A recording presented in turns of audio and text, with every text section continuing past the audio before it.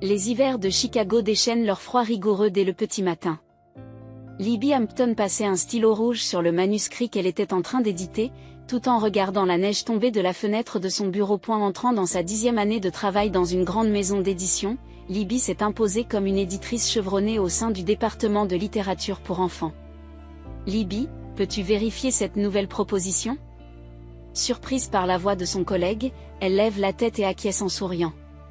Son habitude de devenir sourde à ce qui l'entoure lorsqu'elle est plongée dans le monde des livres n'a pas changé. Cette habitude remonte à l'enfance.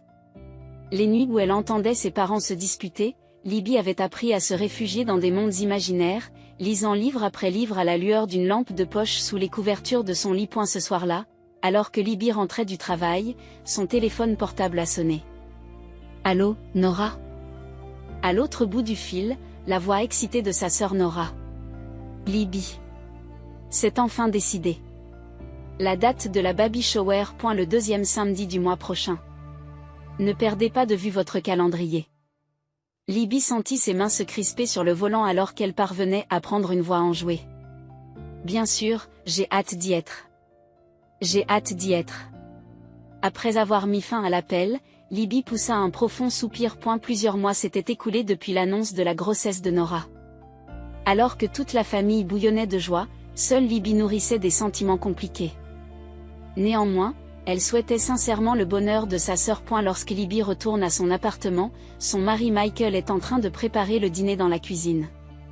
Travaillant comme architecte, il était un bon cuisinier, et aujourd'hui encore, de délicieux arômes flottaient dans l'air. « Je suis rentrée. Bienvenue. Des pâtes ce soir, Michael se retourna et pencha la tête en voyant l'expression de Libby. « Qu'est-ce qui ne va pas ? J'ai reçu un appel de Nora. Elle dit que la date de la fête du bébé a été fixée. »« Je vois, » dit Michael à voix basse. Il posa doucement sa main sur l'épaule de Libby. « Tu vas bien ?» Libby enfouit son visage dans la poitrine de Michael. Il était le seul à comprendre les véritables sentiments de Libby. Il y a 3 ans, peu après leur mariage, ils avaient commencé à espérer avoir des enfants. Cependant, Libby avait fait 3 fausses couches, et après la dernière, les médecins lui avaient dit qu'une autre grossesse serait difficile. « Je veux vraiment célébrer le bonheur de Nora. Mais, tu n'as pas besoin de faire semblant d'être joyeuse, dit Michael avec douceur. C'est normal d'avoir des sentiments honnêtes. Libby sourit faiblement. Maman nous a toujours aimés de la même façon. Mais papa. Il n'était pas nécessaire de s'étendre sur le sujet. Thomas Hampton avait clairement fait la distinction entre ces 2 filles. Bien que Libby soit une élève modèle qui s'efforce toujours de répondre aux attentes de son père, le regard de Thomas est toujours dirigé vers Nora. Sa jeune sœur est brillante et sociable, elle sait capter l'attention de son père. Surtout lorsque leur mère Carole travaille de nuit comme infirmière, Nora est l'ange qui atténue la solitude de leur père. Et la seule personne qui montrait à Libby une affection particulière était sa grand-mère Elisabeth. Cette dernière, très cultivée et intellectuelle, adorait Libby, qui partageait le même état d'esprit et lui racontait des histoires. Avant de mourir, Elisabeth confie à Libby une petite boîte en bois en lui disant « Je l'ai gardée pour le premier bébé de la famille. » Après le dîner, Libby entre dans la petite pièce adjacente à sa chambre. Elle y avait rassemblé des livres et des documents sur la santé mentale, des connaissances qu'elle avait acquises en faisant 3 fausses couches en 3 ans. Libby a également participé à des groupes de soutien pour les femmes qui ont vécu des expériences similaires et on lui demande maintenant occasionnellement des conseils. Elle saisit la boîte en bois de sa grand-mère près de la fenêtre. À l'intérieur se trouvait une cuillère en argent et une couverture de bébé en dentelle qu'Elisabeth avait soigneusement conservée. Libby les caressa doucement, se demandant si elle devait maintenant donner ces objets, initialement destinés à son propre enfant, au bébé de Nora. « Le bébé de Nora apportera une nouvelle joie à notre famille, » murmura-t-elle doucement.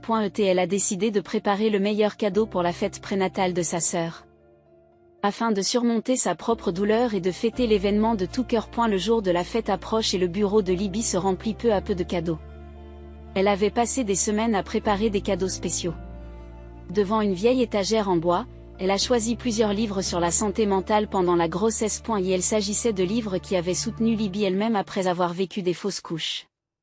Je me demande si cela peut être utile, murmura-t-elle en prenant le dernier guide sur la préparation à l'accouchement. Elle rangea soigneusement les livres, la crème hydratante biologique douce pour les femmes enceintes, les bougies relaxantes parfumées à la lavande et le thé de maternité fait à la main, les uns après les autres, dans un magnifique panier en osier. Libby a sorti la boîte en bois de sa grand-mère Elisabeth du fond du placard et a vérifié le service de cuillère en argent et la couverture en dentelle qu'elle contenait. Ces objets, transmis dans la famille Hampton depuis plus de 100 ans, devaient à l'origine être utilisés pour le premier bébé de la famille. En les contemplant, Libby se souvint de la voix douce de sa grand-mère. L'amour grandit à mesure qu'on le partage. Ou peut-être que quelque chose de plus pratique serait mieux. Libby est passée dans une autre pièce et a regardé une grande boîte. Elle contenait une poussette de luxe. Michael et elle l'avaient achetée avec une partie de l'argent qu'ils avaient économisé pour les traitements de fertilité. Il commençait à accepter le fait qu'il n'avait plus la possibilité de poursuivre le traitement. Libby, tu n'as pas oublié notre rendez-vous pour le déjeuner, n'est-ce pas? La voix de Michael vient d'en bas. Libby sursaute et regarde l'horloge. Oh! Le déjeuner avec Emily. Elle se prépara à la hâte et se dirigea vers le café où elle avait rendez-vous avec son amie Emily. Emily était une amie proche de Libby depuis le collège et faisait partie des personnes qui l'avaient soutenue dans les moments difficiles. Elle connaissait également Nora. Enfin, Emily lui adressa un sourire radieux lorsqu'elle aperçut Libby. Elles ont commandé des salades et du thé glacé et ont pris des nouvelles l'une de l'autre. Emily est heureuse de parler de sa récente promotion et de l'arrivée d'un nouveau chien. Après avoir bavardé un moment, le sujet s'est finalement orienté vers la fête prénatale de Nora. Que as-tu l'intention d'offrir? Demande Emily. J'ai pensé à plusieurs choses, répond Libby. Des objets hérités de ma grand-mère, une trousse de soins de santé mentale, et aussi une trousse de soins de santé mentale. Emily fronce les sourcils. Ce n'est pas un peu lourd? Libby ne sait plus où donner de la tête. Mais je pense que c'est important. Surtout pendant la grossesse et après l'accouchement. Bien sûr que c'est important, dit Emily avec un peu d'hésitation. Au fait, j'ai rencontré Nora la semaine dernière. Oh, répondit Libby avec désinvolture. Comment était-elle? Emily fit tourner son verre et baissa le regard. Elle avait l'air d'aller bien. C'est juste que... Elle marqua une pause, comme si elle choisissait ses mots. Nora a mentionné qu'elle préférerait que tu ne parles pas de tes fausses couches à la fête du bébé. Et la main de Libby se figea. La main de Libby s'est figée. Emily s'est empressée d'ajouter, Nora a dit que ce serait gênant, mais je ne pense pas qu'elle ait voulu faire du mal. Je suis sûre qu'elle veut juste éviter les sujets tristes lors de ce qui devrait être une occasion joyeuse. Une douleur sourde traversa la poitrine de Libby. Ce qui lui faisait le plus mal, c'était que son expérience soit considérée comme un sujet triste. Malgré tout, elle réussit à sourire. Je comprends. Ne t'inquiète pas. Sur le chemin du retour, Libby essaya de retenir ses larmes dans la voiture. Pensait que sa sœur trouvait son expérience embarrassante. Pourtant, elle essaie de comprendre. Nora vivait son premier accouchement et devait être anxieuse. Elle pouvait comprendre le désir de ne pas gâcher un événement joyeux. Lorsqu'elle rentra à la maison, Michael travaillait dans le bureau. Voyant l'expression de Libby, il se leva. Que s'est-il passé? Libby lui raconta ce qu'elle avait entendu de la bouche d'Emily. La colère passe sur le visage de Michael. Comment a-t-elle pu dire cela? Je devrais appeler Nora. Ne le fais pas, dit Libby à voix basse. C'est le jour spécial de ma sœur. Je n'ai pas besoin de faire de vagues. Ce soir-là, alors que Libby emballait un gros paquet cadeau. Elle réfléchit à ce qu'elle allait écrire sur la carte qui l'accompagnait. Elle finit par rédiger un bref message. Nous nous réjouissons que votre bébé apporte de nouvelles joies à notre famille. Avec amour, Libby et Michael. Michael posa sa main sur l'épaule de Libby par derrière et lut la carte. C'est un merveilleux cadeau, dit-il. Libby sourit, mais derrière ce sourire se cachent des émotions complexes. Elle refoulait sa propre douleur pour célébrer le bonheur de sa sœur. Mais au fond d'elle-même, elle était triste que son expérience ait été considérée comme un tabou qu'il ne fallait pas mentionner. Et la nuit précédant la fête du bébé, Libby n'arrivait pas à dormir, se retournant dans son lit. Michael lui tient tranquillement la main, s'allongeant à côté d'elle sans dire un mot. Il savait que parfois, le simple fait d'être là était le plus grand réconfort. Le lendemain matin, Libby se leva tôt pour se préparer. Tout en se coiffant devant le miroir, elle se rappelle à elle-même. Souriez aujourd'hui. C'est le jour de Nora. Michael n'a pas pu venir à cause d'un voyage d'affaires, mais il a raccompagné Libby à la porte. Dites à Nora que c'est un cadeau de notre part à tous les deux, dit-il en embrassant Libby. Libby chargea le grand paquet cadeau et la vieille boîte en bois de sa grand-mère dans la voiture. Prenant une profonde inspiration, elle se mit en route pour le lieu de l'événement. L'espace, baigné d'un doux soleil d'automne, était décoré de ballons rose pastel et bleu clair. Libby gara sa voiture et vérifia son apparence dans le rétroviseur. Elle prit plusieurs respirations profondes pour se calmer. Puis elle sortit avec précaution le grand paquet cadeau et prit dans ses bras la boîte en bois de sa grand-mère, se dirigeant vers le bâtiment. Tout va bien se passer. Continue à sourire, se rappelle Libby. Lorsqu'elle ouvrit la porte. Plusieurs invités étaient déjà arrivés. À l'entrée de la salle se trouvait une jolie pancarte indiquant Baby Shower de Nora, avec une table de réception des cadeaux à côté. Les femmes formaient une ligne, tenant des cadeaux emballés de couleurs vives. Libby a rejoint la fin de la file et a observé ce qui l'entourait. Des photos d'échographie ornaient les murs, et il y avait même un coin où l'on pouvait jouer à deviner le sexe du bébé. Les rires et les acclamations des femmes emplissent la pièce, créant une atmosphère de fête. Alors que la file d'attente avance progressivement, Libby ajuste sa prise sur ses cadeaux, la lourde boîte de la poussette et la petite boîte de sa grand-mère. Elle essaie de se débarrasser de l'anxiété de la nuit dernière. Aujourd'hui, c'était le jour spécial de Nora. Elle voulait mettre de côté ses propres sentiments et se concentrer uniquement sur la fête. Libby. En se retournant, elle vit sa mère Carole s'approcher avec un sourire. Je suis contente que tu sois venue. Quelle belle robe. Libby lui rendit son sourire. Merci, maman. C'est un lieu magnifique. Carole posa sa main sur le bras de Libby. Dans ses yeux flottait une nuance de compréhension qui ne pouvait être exprimée par des mots. Tu vas bien, demanda sa mère à voix basse. Libby acquiesce. Libby hocha la tête. C'est la fête du bébé de ma sœur. Je suis contente. Carole embrasse légèrement sa fille sur la joue. Nora sera heureuse que tu sois venue. Tu as préparé un cadeau spécial, n'est-ce pas? Oui. J'ai aussi apporté des affaires de grand-mère. Les yeux de Carole s'humidifient. Maman serait ravie. Elle caressa doucement l'épaule de Libby avant de partir s'occuper des autres invités. Libby se concentra à nouveau sur la file d'attente. Lorsque Libby atteignit enfin la table de réception, elle n'en crut pas ses yeux. Sur la table se trouvait un petit cadre avec une note qui disait « C'est un événement joyeux. Par égard pour les autres invités, les personnes ayant subi une fausse couche sont priées de ne pas y assister. » Libby est restée sans voix, figée sur place. Son visage se vide de son sang et elle se sent instable sur ses pieds. Elle comprit immédiatement que ce message lui était destiné. Qui pourrait mettre une telle pancarte? Sûrement pas sa sœur. Vous devez être la sœur de Nora. La jeune femme à la réception s'adresse à Libby. Son expression traduisait clairement la confusion. Oui, répond Libby d'une voix rauque. Ce signe. La réceptionniste baisse le regard et dit à voix basse. C'est l'instruction de Nora. Elle l'a spécifiquement mentionné. Le corps de Libby se mit à trembler. Elle avait l'impression que la température de la pièce avait soudainement chuté. Son esprit est devenu vide et ses oreilles ont commencé à bourdonner. Les cadeaux qu'elle avait soigneusement préparés lui semblaient maintenant un fardeau. Et la réceptionniste poursuit anxieusement. Dois-je prendre votre présence? Libby ne pouvait pas répondre. Diverses pensées tourbillonnaient dans sa tête. Les mots de Nora résonnaient sans cesse. Parler de fausses couches serait gênant lors de la fête du bébé. Les larmes lui montaient aux yeux, mais elle les retenait désespérément. Libby posa lentement la boîte de la poussette coûteuse sur le sol. Puis elle posa tranquillement la petite boîte de sa grand-mère à côté. Libby, tu es venue aussi. Une voix joyeuse se fit entendre derrière elle. Libby se retourna pour voir sa sœur Nora qui s'approchait joyeusement en berçant son gros ventre. Cependant, le sourire de Nora se figea dès qu'elle vit l'expression de Libby. Qu'est-ce qui ne va pas? Demande Nora. Libby lui montre la table de réception.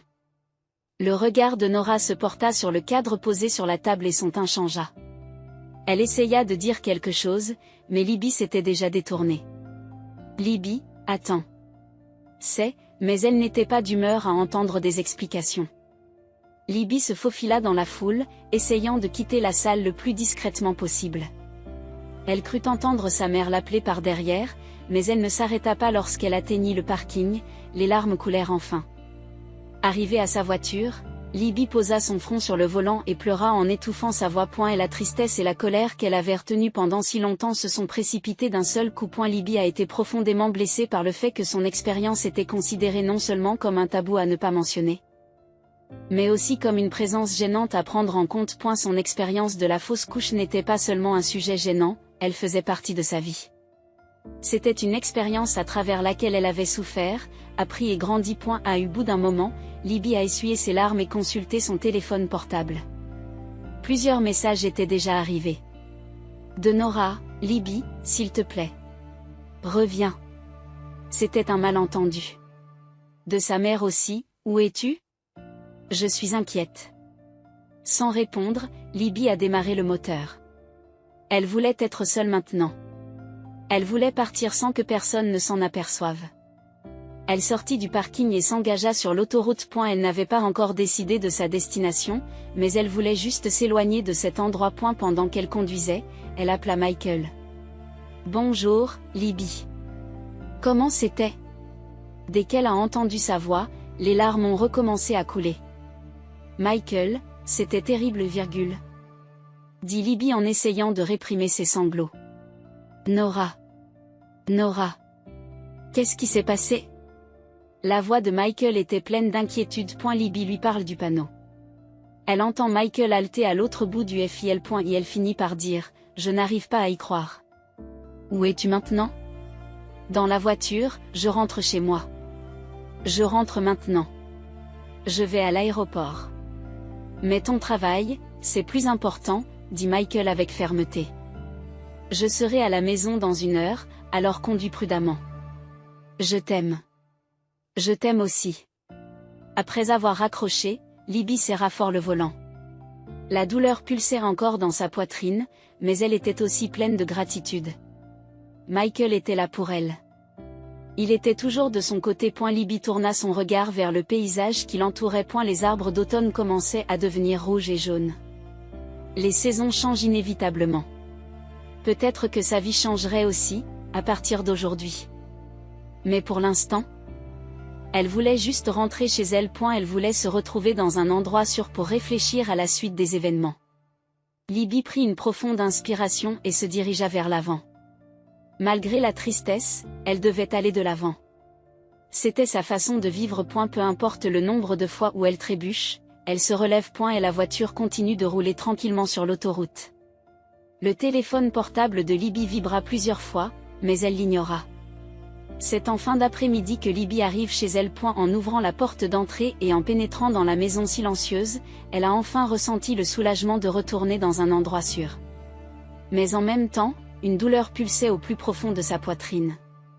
Posant ses clés sur le comptoir de la cuisine, Libby s'enfonça dans le canapé. Le calme de la pièce la réconforte. Elle mit son téléphone en veilleuse, enleva ses chaussures et se recroquevilla sur elle-même en serrant ses genoux. Je me suis sentie mal, décida-t-elle de dire lorsque Michael lui posa la question plus tard. Ce n'était pas un mensonge. Elle avait mal au cœur et son corps était lourd. À au bout d'un moment, épuisée, Libby ferma les yeux. Peut-être parce que la tension s'était relâchée, elle s'endormit rapidement. Lorsqu'elle se réveilla, il faisait déjà nuit dehors. Michael était assis à côté de Libby et lui caressait doucement les cheveux. Quand es-tu rentrée? Demanda Libby d'une voix rauque. Il y a environ 30 minutes, dit Michael en souriant. Je ne voulais pas te réveiller, alors je t'ai laissé dormir. Libby se redressa et se blottit dans les bras de Michael. Il ne posa aucune question, se contentant de la prendre dans ses bras. Tu dois avoir faim, dit Michael. Je te prépare quelque chose? Libby acquiesça. Merci. Pendant que Michael préparait un dîner simple dans la cuisine, Libby vérifia son téléphone portable. En regardant l'écran, elle sursaute. Il y avait 38 appels manqués de Nora. Et il y avait aussi plusieurs appels manqués de son père Thomas, avec un message disant: Libby, pourquoi as-tu gâché la fête? Tu devrais t'excuser auprès de Nora. Il y avait aussi quelques messages inquiets de sa mère. La main de Libby tremble. Elle était furieuse d'être accusée d'avoir gâché la fête. Quelque chose ne va pas, demanda Michael en apportant des sandwichs et de la soupe. Libby lui montre l'écran du téléphone. La colère se lit sur le visage de Michael. C'est une blague, dit-il en pinçant les lèvres. Pourquoi devrais-tu t'excuser? Prenant son bol de soupe à deux mains, Libby finit par détailler ce qui s'était passé aujourd'hui. Le panneau à la table de réception, les paroles de la réceptionniste, la gêne et la blessure qu'elle avait ressentie. Michael était furieux. J'appelle Nora tout de suite. Non, lui dit Libby en lui prenant le bras. Cela ne résoudra rien pour l'instant. Réfléchissons demain. Quand nous serons plus calmes. Au moment où ils terminaient leur repas, la sonnette de la porte d'entrée retentit. Libby et Michael échangèrent un regard. L'horloge avait déjà dépassé 21 heures. Lorsque Michael ouvrit la porte, Nora se tenait debout. Ses yeux étaient gonflés par les pleurs et son maquillage étalé. Laissez-moi voir Libby, dit Nora d'une voix tremblante. Michael hésite un instant, mais voyant Libby dans le couloir, il ouvre la porte. Dès que Nora est entrée, elle s'est mise à pleurer. Pourquoi es-tu partie? Tu m'as fait honte devant tout le monde. Libby regarda sa sœur avec incrédulité. Je t'ai fait honte? En disparaissant si soudainement. Papa et maman étaient inquiets. Michael avait l'air de ne pas pouvoir contenir sa colère, mais Libby lui fit signe du regard de rester calme. Nora, dit Libby le plus calmement possible. J'ai vu la pancarte sur la table de réception. L'expression de Nora changea. De la colère à la honte. Elle baisse le regard. Les personnes qui ont fait une fausse couche sont priées de ne pas venir, dit Libby avec force. Pourquoi avez-vous mis une telle pancarte? Nora s'assit sur une chaise. Son gros ventre de femme enceinte semblait cruellement injuste pour Libby en ce moment. J'ai pensé que si tu venais, l'humeur de tout le monde baisserait, dit Nora d'une petite voix. Surtout Jessica et Amanda qui sont tombées enceintes récemment et qui sont anxieuses. Donc je suis quelqu'un qu'il faut exclure? La voix de Libby tremble. Ce n'est pas ça, s'empresse de dire Nora. C'est juste que ton expérience pourrait en effrayer d'autres. Libby regarde sa sœur avec des yeux profondément blessés. Mon expérience est-elle un tabou dont on ne peut même pas parler? Ma fausse couche est-elle quelque chose de si honteux? Ce n'est pas ça. Nora se remet à pleurer. C'est juste que cet événement est destiné à célébrer la joie. Mais j'y suis allée pour célébrer ta joie, dit Libby à voix basse. Tu sais, j'avais préparé 3 cadeaux. J'avais préparé 3 cadeaux. Nora a levé les yeux au ciel, en pleurs. Le premier était un panier de soutien à la santé mentale avec des livres et des produits qui m'ont aidé à faire face à mes fausses couches. Le deuxième était une cuillère en argent et une couverture en dentelle de grand-mère Elisabeth, qui m'avait été confiée avec les mots pour le premier bébé de la famille. Libby prend une inspiration avant de poursuivre. Et le troisième était une poussette de luxe achetée avec l'argent que nous avions économisé pour les traitements de fertilité. Nora est restée sans voix. La surprise et la honte se lisent dans ses yeux. Libby, mais plus que la présence. C'est le fait de vouloir que tu comprennes ce que je ressens en tant que ta sœur qui est important, dit Libby, les larmes aux yeux, mais d'une voix ferme. Tu n'as même pas essayé de comprendre ma douleur. Nora se couvre le visage de ses mains tremblantes. Je suis désolée. Je suis vraiment désolée. Michael posa sa main sur l'épaule de Libby. Sa présence lui donne de la force. Pourquoi es-tu toujours comme ça? Libby a exprimé des sentiments qu'elle avait refoulés pendant des années. Depuis que nous sommes petites, papa t'a toujours donné un traitement spécial. J'étais toujours la seconde. Pourtant, je t'aimais. J'ai célébré tes succès. Mais tu as traité ma douleur comme quelque chose de honteux, quelque chose à cacher. Nora pleurait, se faisant toute petite. Je voulais juste une journée parfaite. Parfaite. Libby laisse échapper un rire. La perfection n'existe pas dans la vie. Mes fausses couches, ta grossesse, tout cela fait partie de la vie. Joie et tristesse. Nous vivons en embrassant tout cela. Le silence envahit la pièce. Au bout d'un moment, Nora lève lentement le visage. Libby, je suis vraiment désolée. Je n'ai pas tenu compte de tes sentiments. Je ne pensais qu'à moi. Libby regarda sa sœur. La colère était toujours là, mais étrangement, elle sentit le poids de son cœur s'alléger un peu. peut-être parce qu'elle avait enfin exprimé les vrais sentiments qu'elle n'avait pas pu dire pendant des années. Je rentre à la maison, dit Nora en se levant. Mais, tes cadeaux. Je les ai laissés à la réception, dit Libby. Nora acquiesça tristement. Je les recevrai. Je les recevrai, merci. Elle se dirigea vers la porte et fit demi-tour. Puis-je vous recontacter? Libby ne répondit pas. Michael raccompagna Nora à l'entrée. Après avoir entendu la porte se fermer, Libby sentit enfin la tension se relâcher. Michael revint et la prit dans ses bras. Tu as bien parlé? Dit-il en embrassant les cheveux de Libby. Je suis fier de toi. Libby enfouit son visage dans la poitrine de son mari. Je me demande si j'ai bien fait. Tu as été honnête. C'est la chose la plus importante. Cette nuit-là, Libby dormit paisiblement pour la première fois depuis longtemps. Elle ne savait pas ce qui allait changer demain, mais au moins, elle avait pu exprimer honnêtement ses sentiments. C'était un petit pas, mais un pas important. Le lendemain matin, lorsque Libby se réveilla, elle reçut un message de son père, Thomas. J'ai eu des nouvelles de Nora. Il faut qu'on parle. Libby soupire. Une conversation avec son père ne serait pas facile. Mais maintenant, elle avait le courage d'exprimer ses vrais sentiments avec ses propres mots. 3 mois se sont écoulés depuis que Nora a donné naissance à une petite fille en bonne santé. Libby était assise à son bureau et ouvrait le site internet d'un fleuriste. Elle choisit un bouquet à envoyer à sa sœur. Elle a opté pour un simple bouquet de roses blanches et d'haleine de bébé, accompagné d'une carte disant simplement « Félicitations ». Elle ne s'est pas rendue à l'hôpital. Depuis la fête prénatale, la relation entre les deux sœurs était sur la voie de la guérison, mais elle n'était pas encore complètement cicatrisée. La relation avec son père Thomas était similaire. Et elle avait complètement pris le parti de Nora et reprochait à Libby d'avoir gâché la fête familiale.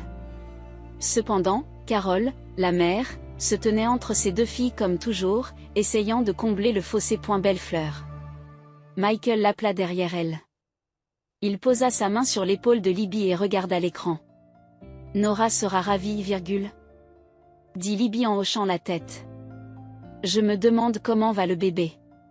Maman dit qu'elle va bien, dit Michael. Ils l'ont appelée Elisabeth. Comme ta grand-mère. Les larmes montèrent aux yeux de Libby. Le choix du nom de la grand-mère était peut-être une façon pour Nora de se réconcilier. 2 semaines plus tard, Carol, la mère, appelle. Libby, je suis inquiète, dit sa mère d'une voix fatiguée. Nora semble présenter des symptômes de dépression postpartum. Elle est débordée par les soins à donner au bébé. Son mari est très occupé et ne peut pas l'aider beaucoup. Libby saisit le téléphone. A-t-il quelque chose que je puisse faire pour vous aider?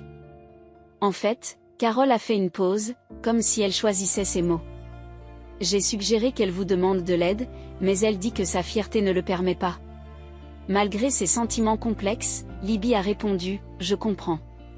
Cette nuit-là, le téléphone portable de Libby a sonné. Il était 2 heures du matin. C'était Nora. Allô? Libby répond en se débarrassant de sa somnolence. À l'autre bout du fil, on entendait les pleurs d'un bébé et les sanglots de Nora. Libby, aide-moi. Elisabeth pleure depuis des heures. Je ne sais pas quoi faire. Libby se leva immédiatement. J'arrive tout de suite. 30 minutes plus tard, Libby arrive à l'appartement de Nora. Nora, qui ouvrit la porte, était épuisée, avec des cernes sous les yeux et des cheveux en bataille. Elle tenait dans ses bras un petit bébé qui hurlait sans rien dire. Libby lui tend les bras. Nora lui tendit le bébé sans hésiter. Libby souleva doucement la petite Elisabeth et commença à la bercer doucement. Les connaissances qu'elle avait acquises au cours d'années de lecture sur la puériculture se manifestèrent naturellement. Tout va bien, petit ange, murmure-t-elle. Remarquablement, le bébé réduisit progressivement ses pleurs et commença à se calmer. Nora l'observe d'un air surpris. Comment as-tu fait? J'ai juste lu beaucoup de livres, dit Libby en souriant. J'aime aussi ma nièce. Nora s'excusa, les larmes aux yeux. Au cours de cette longue nuit, les deux femmes ont commencé à ouvrir leur cœur petit à petit. C'est le premier pas vers la réparation. Au fil du temps, leur relation s'est progressivement rétablie. Libby a développé un lien profond avec Elisabeth, et Nora a commencé à comprendre la douleur de sa sœur. Lors d'un week-end en famille, Nora exprime sa gratitude à Libby devant tout le monde. Ma sœur m'a appris ce qu'est une vraie famille. Ma sœur m'a appris ce que signifie une vraie famille, a déclaré Nora. Partager la douleur et la joie. C'est cela l'amour. Même le père Thomas a commencé à reconnaître la force et la gentillesse de Libby pour la première fois. En particulier lorsqu'il a pris Elisabeth dans ses bras pour la première fois, voyant Libby lui apprendre naturellement à s'occuper du bébé. Un nouveau respect pour sa fille s'est développé. Et la forme de la famille changea. Mais Libby sentit que la sagesse qu'elle avait acquise grâce à sa douleur s'épanouissait sous une nouvelle forme. Sa relation avec sa sœur est devenue différente de ce qu'elle était auparavant, mais elle s'enracine dans quelque chose de plus vrai. Parfois, en perdant quelque chose, on trouve quelque chose de nouveau, murmure Libby en tenant Elisabeth dans ses bras. Le bébé serra le doigt de Libby et sourit comme s'il comprenait.